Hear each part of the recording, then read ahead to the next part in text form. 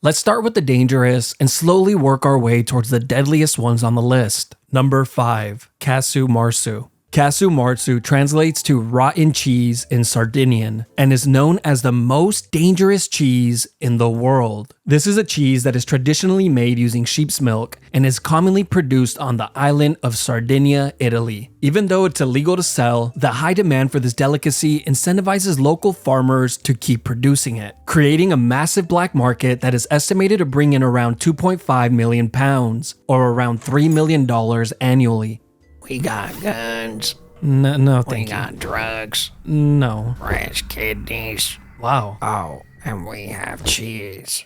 Yeah, I'll just go with the cheese.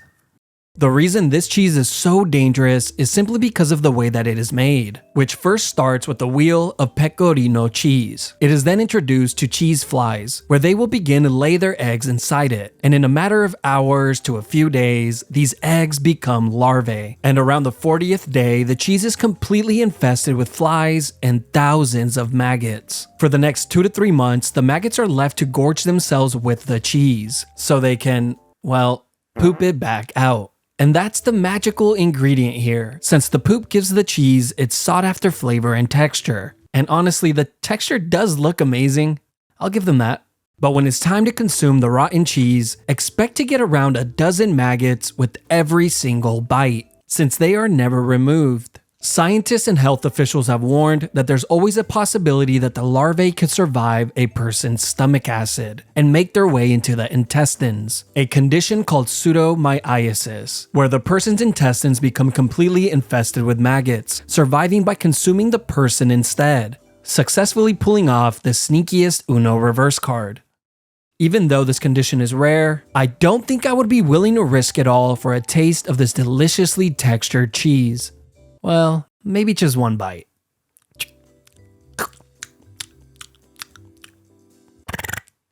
Number 4. Larb. Larb is a type of salad that consists of greens, spices, sticky rice, and a choice of meat. This dish originated in South Asia in Laos and is a very popular dish there, even becoming its national dish. At first glance, this would definitely be something I would consider ordering while on vacation, if I ever took any. Now here's the thing, even though this dish looks delicious, it can quickly become deadly, since this meal is oftentimes served with raw meat. There are many types of meat that can be used for this dish, but the most common ones include beef, chicken, duck, fish, and pork. And eating this meal uncooked drastically increases the odds of you contracting a dangerous and potentially fatal disease, from trichinosis, fatal bacterias, rabies, Streptococcus suis, which is a deadly bacteria that is commonly found in pigs, and Southeast Asian liver fluke, a parasitical flatworm found in uncooked fish, which once consumed, the worm can live inside the human liver for many years, where you can rest easy knowing that you'll never truly be alone. There have been many cases throughout the years where this meal has directly led to human fatalities, like in 2019 in Thailand, where a total of 265 people contracted Streptococcus suis after consuming larb, and sadly, 23 of those people would end up losing their lives. Number 3. San-Nakji. In Korea, San-Nakji could be enjoyed multiple different ways, but let's cover the least deadly one first and the most common. San-Nakji is a raw dish consisting of the long arm octopus, which is killed just moments before it's to be served. Here, the octopus's body and legs are chopped into pieces and drizzled with sesame oil, and by the time this makes it onto your plate, the legs will still be moving. As you begin to eat, the octopus's suckers will begin to suction onto your tongue and throat, making it difficult to swallow. But I know that if I ever came face to face with this meal, I would have no choice but to totally crush it. Since I have talked way too much of a big game, watching people struggle as they eat disgusting foods on the challenge. No, I'm telling you, you just have to plug your nose and just power through it. Sure, honey, sure.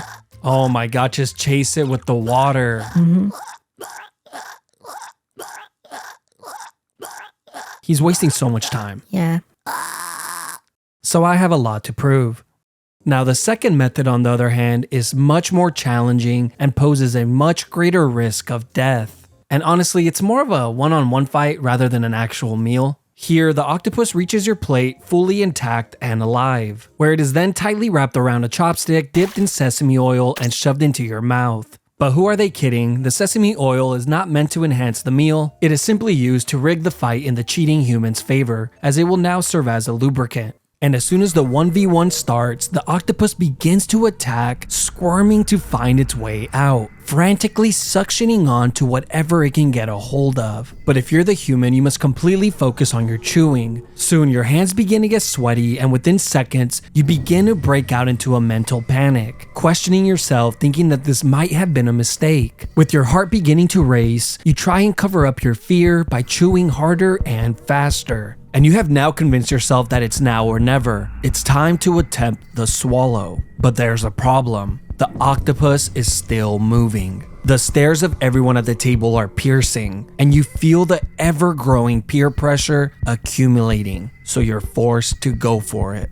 Praying to whatever god is listening that the octopus doesn't latch itself onto your throat as you try and swallow it, as that would surely be a death sentence. You force the ball of squirming octopus down your throat, and for a second, your heart stops.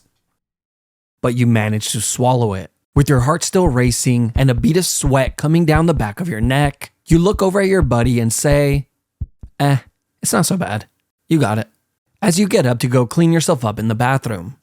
There have been multiple deaths in the last few years directly linked to eating live octopus. Even though the danger is obvious, people still search out this delicacy, with some athletes even claiming that this meal increases a person's endurance, but others simply do it for the experience that they will get when they show off the post online. Number 2, Fugu. This is one of the deadliest foods in the world, where a single mistake in the preparation could mean life or death. Fugu is a popular dish that originated in Japan in the early 20th century, but as time has gone on, the dish's popularity has only grown, spreading to many countries like China and South Korea. This is a meal that consists of a poisonous pufferfish that has had the poison carefully removed from it. Well, at least that's what should be done, but more on that later. In countries like Japan, a chef must go through long and rigorous training to learn how to properly remove the poison from the meat. The training takes up to 3 years to complete, followed by a string of exams which include a written test, fish identification test, a practical test, and of course, successfully preparing the dish.